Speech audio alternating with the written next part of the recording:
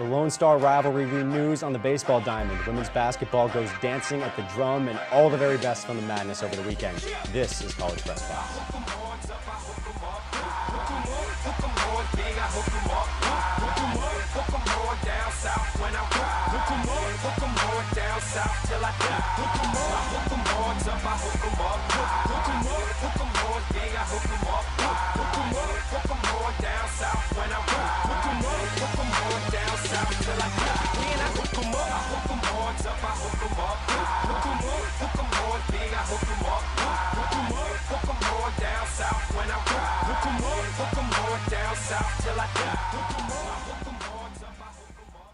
What a sports week it was here on the 40 Acres. Welcome everyone, I'm Eric Goodman and this is College Press Box. We're going to break it all down for you.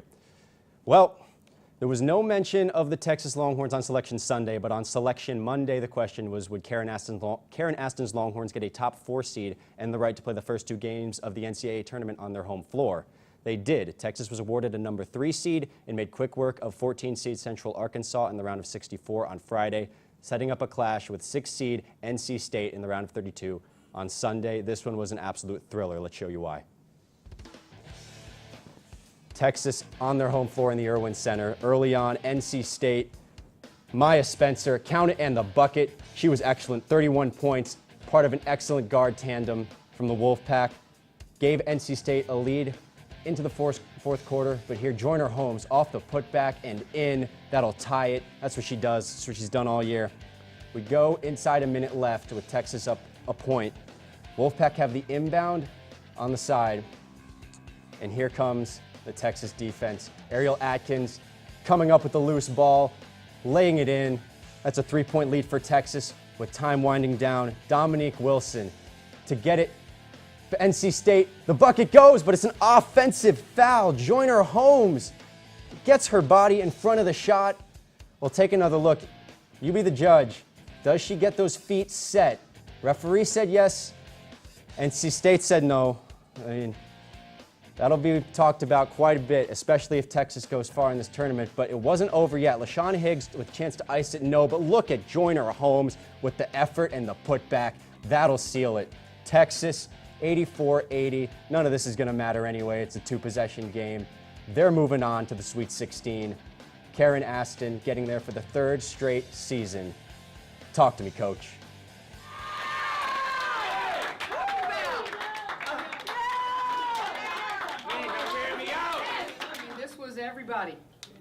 Everybody made plays. Everybody made plays today. And that is what a team is all about. This was an ultimate team victory today. Okay? You get your whatever we got to do today. Tomorrow you'll be off. And we're heading to Lexington. Yeah! So proud of y'all. Wow, it's in crazy times like these where I turn to our own Zen master and basketball expert Nick Kucholtz, who joins us now. Nick, thanks for joining us. Good to be on, Eric. Thanks for having me. Absolutely. Now, Nick, take me through that final play from Joyner Holmes, the incredible effort sealing the deal for Texas. Well, what I like about what Holmes does here on this play, she's not in good position right here to get the rebound. It's kind of hard to do that when you're on the middle block. But right here, if we hit play now, Holmes is going to just hit the ball up enough to grab the rebound again, put it up the second time, as you mentioned, go up by 2 possessions. So even if NC State goes on to make this shot, Texas takes the win. I love the second effort by Holmes. What she did there on that play was she just tipped it up enough to where she could set her feet again, get the momentum again, stand up on her feet, and then put it in for the game-winning basket. A great play by the freshman. Yeah, absolutely. And Nick, it's no secret who's carrying Texas right now. It's that same duo that's carried them all year, Joyner Holmes, who we talked about, and the person I believe to be the biggest star in Texas athletics right now, Biancardi. How are they able to take control of these games down the stretch? Eric, they play the game of basketball so calmly and with total confidence. Holmes is a freshman. She sure doesn't play like one. She shot 60% from the floor in the win yesterday afternoon. Also led the team in rebounds with 9. Then you mix that with Brooke McCarthy, who led Texas in scoring with 23 points. The junior guard is 5'4". She plays like she's 6'8". She goes to the rim at will. She has exceptional vision. What I liked most about her performance on Sunday against NC State, she only turned the ball over twice in 38 minutes. In the NCAA tournament, you can't afford to give your opponent any opportunities for easy points, and you have to be smart with the ball. Holmes had the clutch play at the end, but if it weren't for McCarthy's play, I don't see how Texas would have came out of the Irwin Center with a win. All right, Nick, well now, if we look ahead to the Sweet 16 and beyond for Texas, the good news is that you don't see that scowling UConn Husky in the Lexington region, but you do see two of the most successful programs in all of women's basketball history in Notre Dame and Stanford. And by the way, Ohio State, there's no slouch. So what is it going to take for the Longhorns to make it to Dallas for the Final Four, and do they have what it is that it takes? Well, I definitely think the Horns are capable of making the Final Four, but they have to play a lot better, Eric. I got to be honest with you. I was far from impressed with the performance against NC State. Texas had to come from behind just to squeeze out the win. They were dominated in the second and third quarter. They pulled it off, and they got the win, advanced to their third straight Sweet 16. But as we know, it only gets harder from here. Stanford, as you mentioned earlier, is Texas's likely next opponent. And the Horns traveled to Palo Alto earlier in the season. They got beat by 12.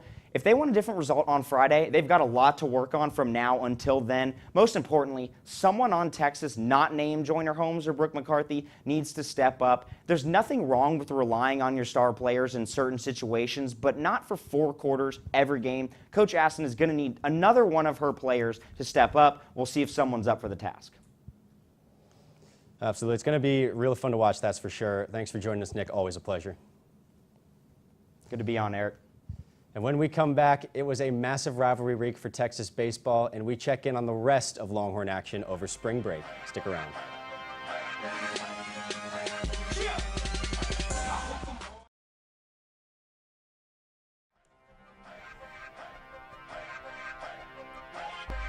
Welcome back to College Press Box. I'm now joined by the person whose bracket is in dead last place in the official TSTV Sports March Madness pool. Katerina, we're not going to hold that against you, but rough year. Thank you, Eric. I appreciate it. Rough year, huh? Rough year, but you know what? It was the Princeton Tigers who could not come through against Notre Dame. I had them winning, and I'm an upset kind of girl, so a little disappointed in some of those losses and wins, but hey, it's March Madness, and anything can happen going forward. I respect that. Thank you for joining us. Thank you, Eric, for having me.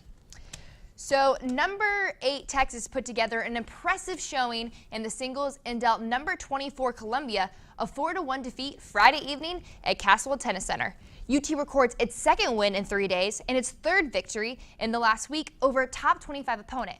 Sophomore Rodrigo Banzer, Leonardo Teles, and Harrison Scott carried momentum in after a furious victory against Ohio State on Wednesday.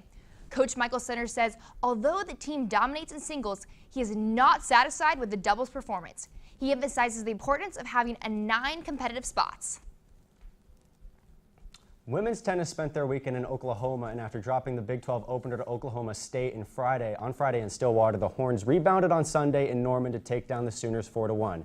Petra Granic, Neda Koprchina, and Danny Wagland all scored critical singles wins for the team, which comes back home this week for matches against Texas Tech and TCU. Now coming in from sunny California, senior Gavin Hall and junior Scotty Shefflin led number 3 Texas men's golf to tie for second at the Ledman's San Diego Classic after the final round last Tuesday. Both Hall and Scheffler finished 6 under par, 3 strokes behind the medalists for the second place. Hall fired a third round in 69 and this marks the seniors' lowest finish of the season. Coach John Field says the tournament is an outstanding test of golf, and although the team came in short, there is plenty of work to do for the final half of the season. The Horns will be back in action this Wednesday at the Valspar Collegiate Floridian National Golf Club. Women's golf spent their spring break in Hawaii at the Dr. Donis Invitational and finished 5th out of 15th, with senior Haley Mills leading Texas with an even par performance, good for an 11th place finish. It was a so-so performance from the 25th ranked Longhorns, who finished a full 21 strokes behind winners Texas A&M. Longhorns will take a week off and then head to South Carolina for the Clemson Invitational on March 31st. Now moving over to Texas track and field, they closed out their first meet of the outdoor season Saturday with another meet record at UTSA Invitational.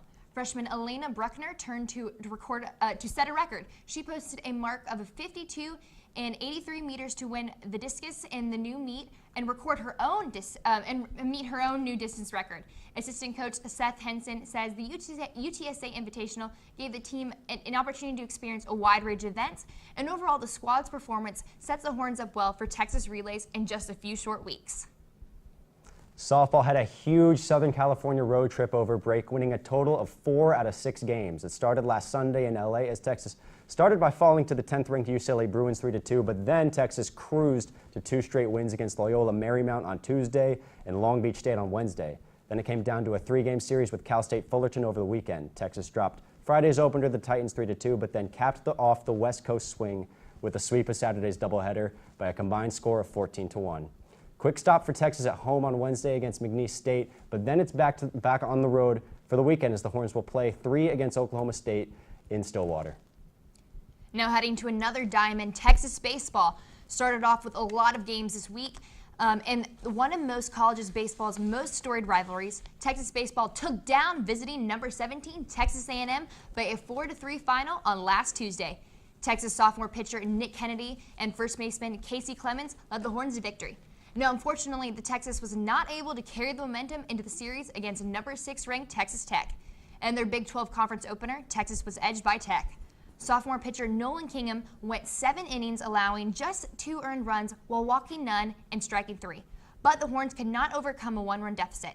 Tech took the first game of the series. Now in Game 2, history repeated itself. For the second straight game, Texas baseball could not overcome, again, a 1-run deficit, falling 2-1 against the Raiders. Now moving on to Game 3, despite an early lead by the Horns, they fell short 8-5 to the Red Raiders. Now Texas heads down to I-35 to face Texas State tomorrow night in San Marcos.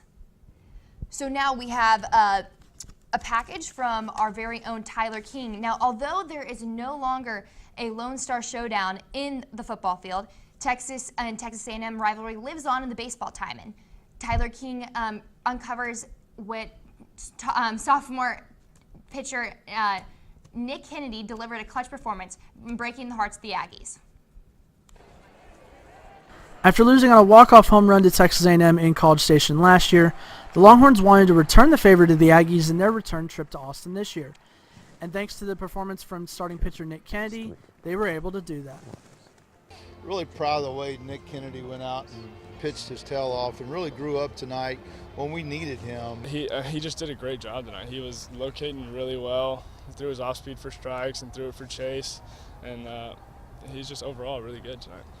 Even though the two teams are no longer in the same conference, for the Longhorns, the rivalry means just as much as it did in the past. Oh, there's no doubt. If you grew up in this state, there's a rival.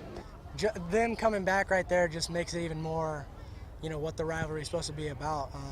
It wouldn't have been a fun game if it was 4-1 in the ninth and we just closed it out.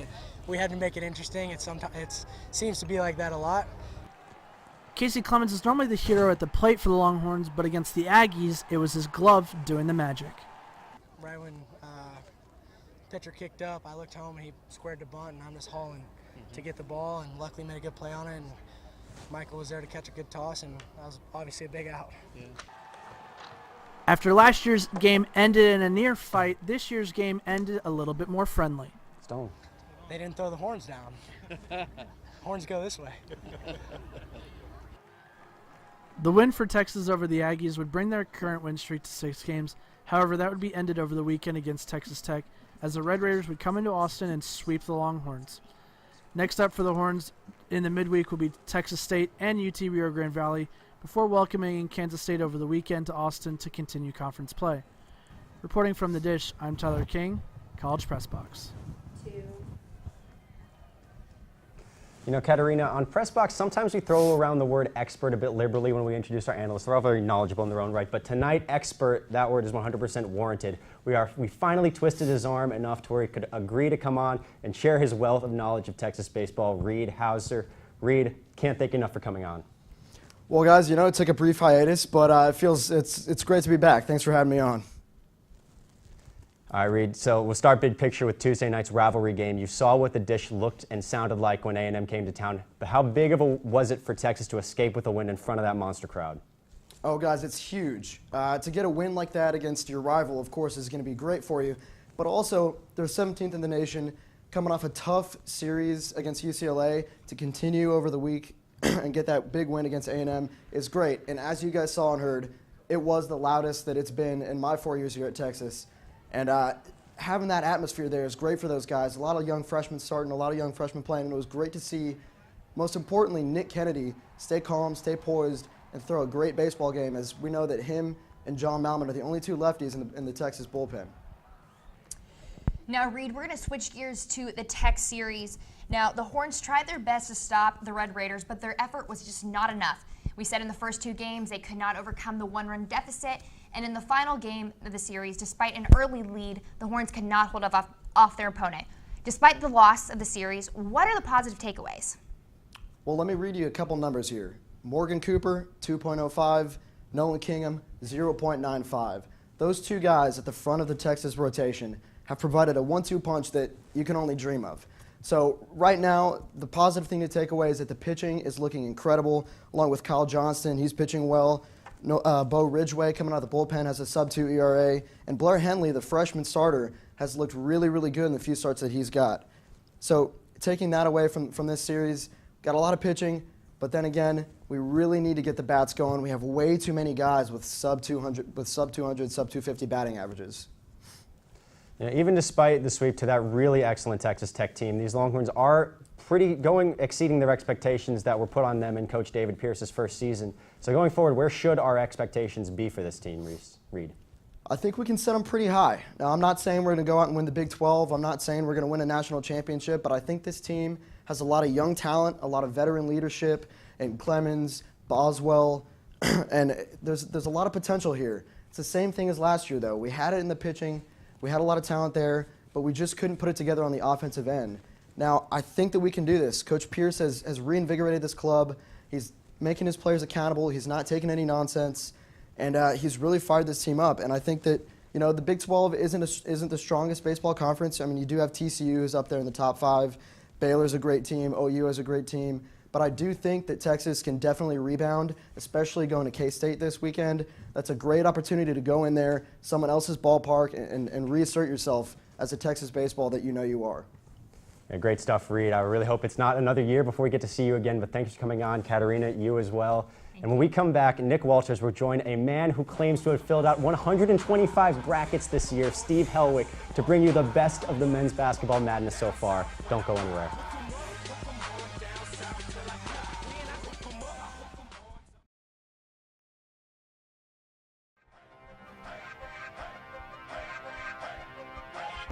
Welcome back inside TSTV Studios. As College Press Box moves on, it's time for Unhooked. I'm Nick Walters, joined by college basketball analyst Steve Helwick, here to talk sports off the 40 acres. As Winter Storm Stella freezes over the Northeast, March Madness heats up. Missed any action? Don't fret. Steve has you covered.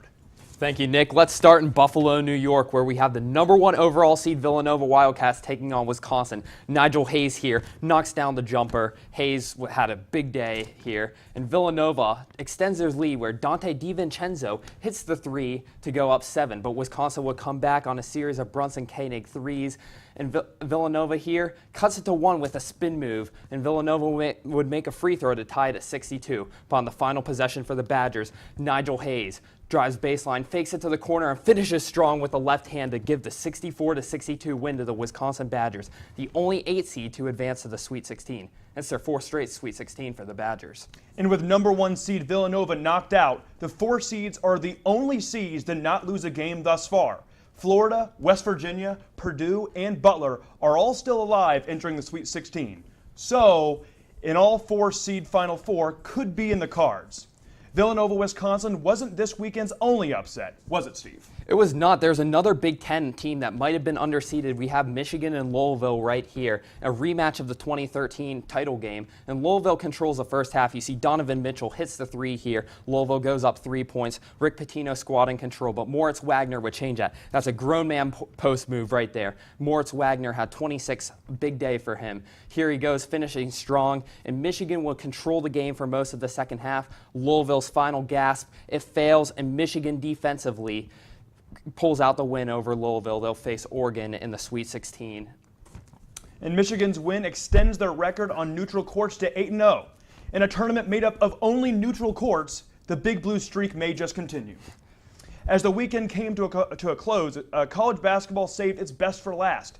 Take it away, Steve. We have another 7-2 upset here. This is the anticipated Duke and Carolina game. Actually, it's the Duke and South Carolina game. Frank Martin and the Gamecocks taking on Coach K. In the first half, Sindarius Thornwell, he was excellent on the day, hit the three-pointer to tie at 11. But here come the Dukies. Grayson Allen to the corner to Kennard. Matt Jones hits a three to go up 10. But the Gamecocks would roar back right here. Thornwell again, leave him open, bang. And the Gamecocks comeback continues, and this time defensively, they take out Grayson Allen on the steal and create the fast break here. And what a finish by South Carolina. Chris Silva finishes with a jam, and Greenville, South Carolina is going rowdy. South Carolina, Sindarius Thornwell does more than score. He distributes another assist to Silva, and South Carolina would have another fast break on Duke. And this time, it's Dwayne Notice with a finish. Take notice right there of that play. And on the final play, South Carolina jams at home. Elvis has just left the building, and Duke is out of the tournament. South Carolina on the first Sweet 16 since 1973. What an impressive run by the Gamecocks. The Gamecocks win certainly turned heads, but even broke records. South Carolina scored 65 in the second half, marking the most points ever scored against Coach K in a single half. As the Longhorns watch from home, the bracket of 68 has dwindled to a Sweet 16. In the process, not one of the millions of brackets escaped the weekend unscathed. 0 perfect brackets remain, Steve. 18.8 million brackets were filled in ESPN's Tournament Challenge. Only 18 remain with all Sweet 16 teams correct. After a little long division, that comes out to 99.999904% of brackets busted. Steve, 2 rounds into these playoffs, what has surprised you the most? Well, Nick, my brackets have busted too, but what has surprised me the most is how hot Duke was in that ACC tournament, taking down North Carolina, Notre Dame, and they looked set up for that Final Four appearance once Villanova fell. But Coach K's team could not keep up with South Carolina's offense in the second half. 65 points in the second half. South Carolina hadn't even been in the dance since 2004. They haven't won in the dance since 1973, and they just torched Duke in the second half in front of that crowd of Greenville, South Carolina. Just an energetic crowd. What a win for Frank Martin and his squad. And the majority of brackets actually picked Tennessee Marquette to beat South Carolina, and South Carolina had 2 great first halves in both of those games to prove the doubters wrong and advance to the Sweet 16. What an unlikely and impressive run by the Gamecocks. Underdogs and powerhouses, Cinderellas and Goliaths, nail-biters and upsets. March Madness is must-see television every single year.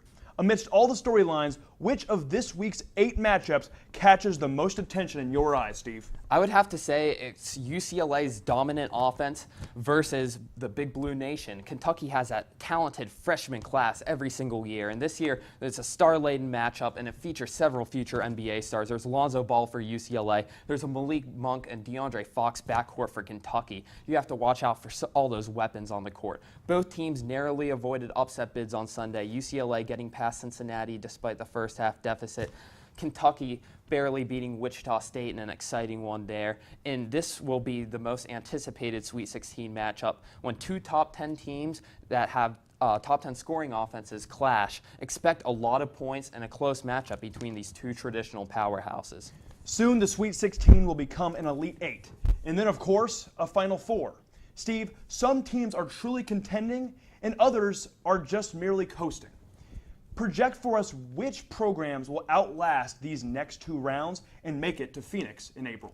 Well, I'm going to have Kansas, North Carolina, and Arizona. Those are some common picks. But from the chaotic East region, I have the Wisconsin Badgers, the 8 seed, making their 4th straight Sweet 16 appearance this year. They have 2 Final Fours in the last 3 years. This team is experienced. They have Nigel Hayes. They have so many weapons. They've already taken out the #1 overall seed. I mean, they've already beaten the big dog. Also, the last 4 Final Fours, dating back to Wichita State in 2013, have had a 7 seed or lower in the Final Four. Wisconsin fits the criteria. Last year we had a 10 seed Syracuse. So why not them this year? I like the 8 seed Wisconsin in the Final Four. Go bold or go home, Steve. Of that Final Four, which team will cut the nets on April 3rd, taking the helm as national champions of college basketball? It's been such a long wait for Kansas, Nick. It's been since 2008 since Mario Chalmers was hitting those shots to deliver the Jayhawks a national title. They have not made the Final Four since 2012 when they fell just short to Kentucky. But the Jayhawks fall short year after year, and I really like the makeup of this year's team with Josh Jackson and Frank Mason. They're such a talented squad. They dismantled Michigan State by 20 points. They're just loaded with weapons. Bill Self's a great coach. I just see Kansas taking it right now. They're the top seed remaining, so you could call that a chalk bracket or maybe a rock chalk bracket. We'll see if Steve's dart throw will prove accurate over the coming weeks. Even with #1 seed Villanova and Vegas favorite Duke out of the picture, no team is even at 20% odds to win the tournament, according to ESPN. For all bracketeers, the unpredictable nature of March Madness is, yes, maddening. Coming up on College Press Box, we narrow our focus back on Austin. A look ahead to this week's action in Texas sports on the other side of the break.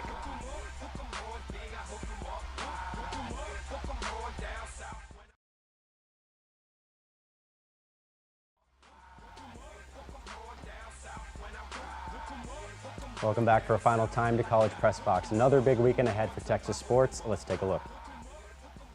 On Tuesday, baseball will be in San Marcos, just down the street at 6 p.m. to take on Texas State. On Wednesday, softball will square up against McNeese State on Longhorn Network. Baseball will be here in Austin against UT Rio Grande Valley at 6 p.m., also on Longhorn Network. And then Wednesday through Saturday, men's swimming and diving are sending 15 members to the NCAA championships. We'll wish them luck. As you go on to Friday, women's basketball versus likely #2 Stanford in the NCAA Sweet 16 matchup. Unfortunately, not here in Austin. They'll be moving on to Lexington, Kentucky, but you've got to catch that one on ESPN2. Meanwhile, baseball versus Kansas State at 6:30, and softball versus Oklahoma State at 6:30. They'll be in Stillwater. And on Saturday, same deal, softball at Oklahoma State, baseball versus Kansas State here, and rowing will be at the Longhorn Invite. Now, before we sign off, we'd like to extend a special shout-out and congratulations to Mark Stoll, Zach Halsey, and Steve Helwick, currently the leaders in the clubhouse in the official TSTV bracket pool. They all have the Jayhawks taking it home. Thanks for spending your Monday night with us. Special thanks to Nick Kucholtz, Katerina Biancardi, Reed Hauser, Nick Walters, Steve Helwick, and our director, Alyssa Killebrew, and the entire TSTV Sports crew. We'll see you next week on College Press Box. Same time shine for all the dope boys pushing on the grind, for all the dope girls keeping them